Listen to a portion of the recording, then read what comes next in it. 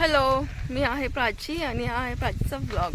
आणि मी आजीसोबत फिरायला चालले आणि आजीला काही जास्त चालवत नाही. आजी तिथपर्यंत येणार आहे घरापर्यंत त्या, आणि तिथून पुढे मला जायचं माझ्या मैत्रिणीकडे.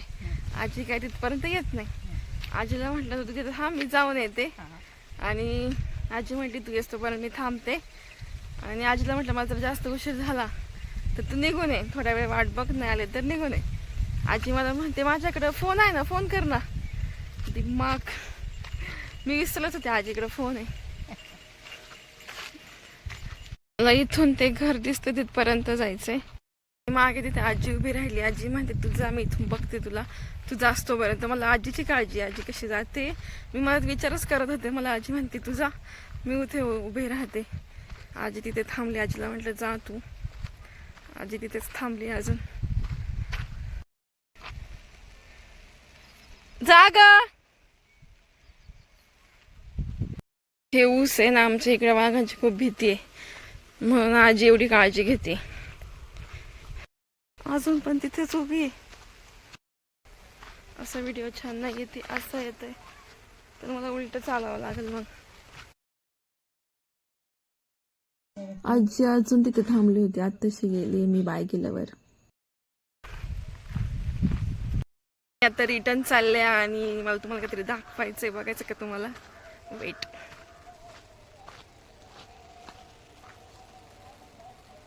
एवढा भारी सनसेट बघायला भेटतो ना, खूपच भारी आहे. बरोबर त्या नारळांच्या वर आहे.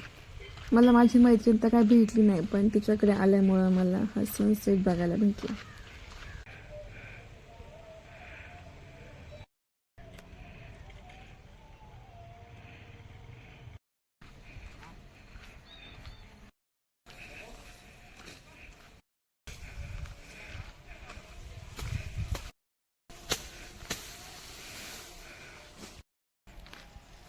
आजीला कॉल केला होता. आजी बोलली मी घरी आली, तू ये.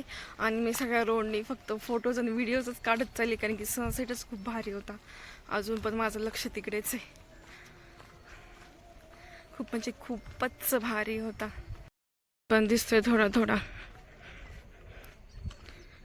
व्हिडिओ आवडला असेल तर लाईक करा, शेअर करा, कमेंट करा, सबस्क्राईब करा. मग बसली, फिरायला गेले होते. मग बाबा ना आजीला अजिबात करमत नाही मला मी कुठे गेल्यावर.